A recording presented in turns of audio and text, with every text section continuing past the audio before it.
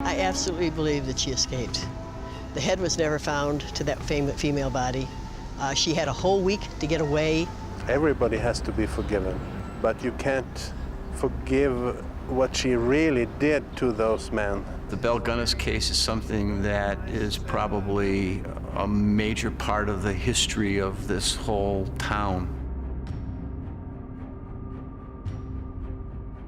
Let me take you back to a quiet morning in April 1908 near Porte, Indiana, where a farmhouse was engulfed in flames with a woman and 3 kids trapped inside. As the police looked into it, they discovered dead human bodies on that farm, one after another. And guess what? The owner of that farmhouse was a woman named Belle Gunness. People saw her as a widow from Norway just trying to live in the United States. It's hard to believe that she was the killer. But as they kept digging, they realized the truth was way more complicated than they thought. It was a shocking story, mixing sadness, fear, innocence, and deception. To truly delve into the heart of the matter, let's uncover the enigmatic figure at the center, Belle Gunness. Imagine her as a storm brewing on the horizon. Born in Norway in 1859, she later crossed the Atlantic to settle in the United States during the late 1800s. Her first stop was Chicago, followed by a move to LaPorte, Indiana. Standing tall at 5'7", 170 centimeters, she possessed an imposing presence with a touch of rugged elegance. Belle was a woman with a series of husbands and children, and had a history tainted by tragic events. Some of her husbands and children died in strange ways. For instance, 2 babies in her care died from a kind of stomach problem that can happen if someone has been poisoned. The shocking part is that Belle had taken out insurance policies on these children, and after their deaths, she collected a lot of money from the insurance companies. Belle's husbands also seemed to have a habit of dying unexpectedly. One of her husbands, Peter Gunness, died because of a severe head injury. Belle said he was reaching for something high up when a meat grinder fell on his head. Even though people suspected something fishy, the case didn't go far, and Belle ended up with $3,000 from his insurance. Do you feel a little uneasy as we move through the story? No need to worry as we go on. Things will become easier to understand. Because of all the strange deaths associated with Belle, she got a nickname, the Black Widow. This name hints at how her husbands and suitors seemed to meet unfortunate fates, and she seemed to be focused on getting their money. The shocking truth about Belle's activities came to light in April 1908, when a farmhouse in LaPorte, Indiana burned down and the fire revealed the gruesome secrets hidden within.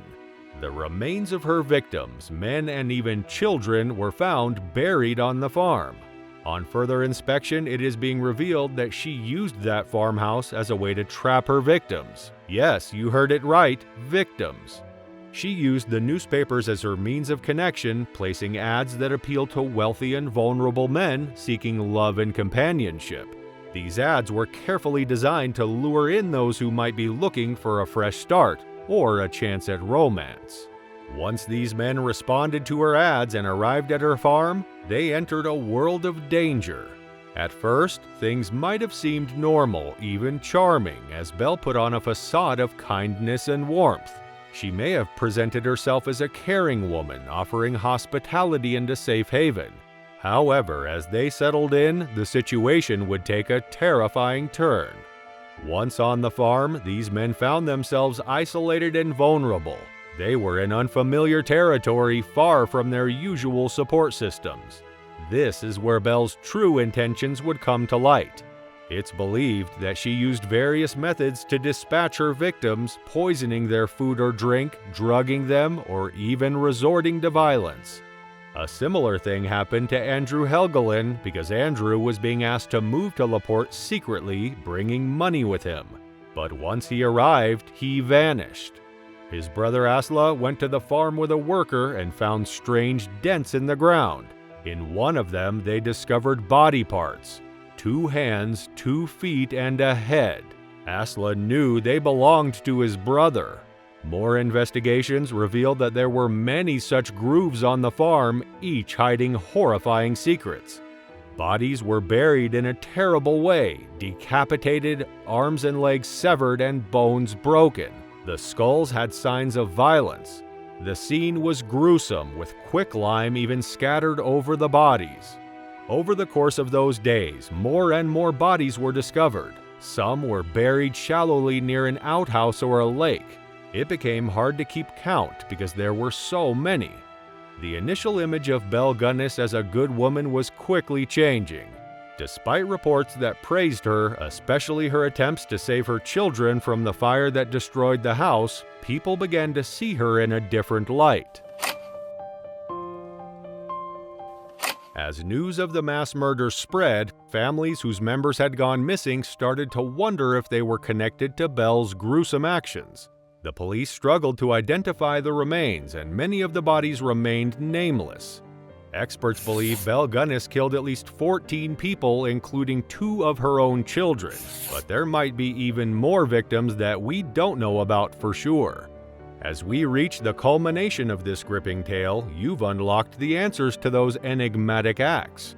If you're hungry for more captivating stories, don't miss out. Subscribe to the channel now. As the story unfolds, it's important to note that Belle Gunness managed to slip away before the authorities could catch her. A decapitated body, believed to be hers, was found in the burnt farmhouse. This discovery led people to think that Belle had died in the fire. However, further investigations made this idea less certain.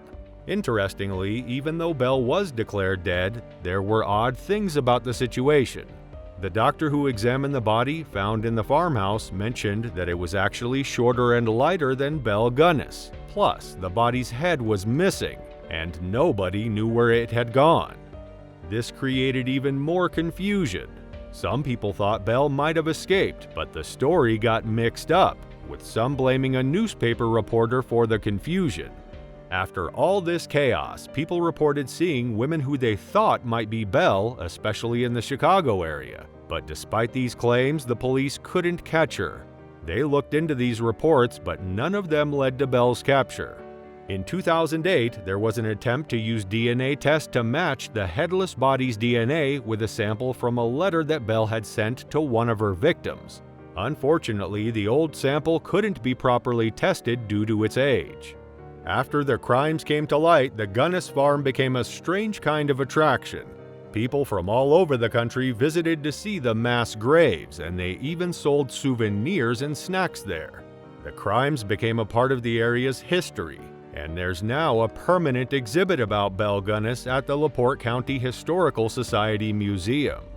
The biggest question that remains unanswered is what actually happened to Belle Gunness? Some believe she got away and lived her life under a new identity. Others argue that she perished in the farmhouse fire. As we conclude this spine-chilling story, I'm eager to hear your take on what truly unfolded. Share your thoughts in the comments below and make sure to hit that subscribe button because stories this intriguing are hard to come by elsewhere. And don't forget to show your appreciation by giving this video a thumbs up. Until next time, stay curious and keep exploring the mysteries that history holds.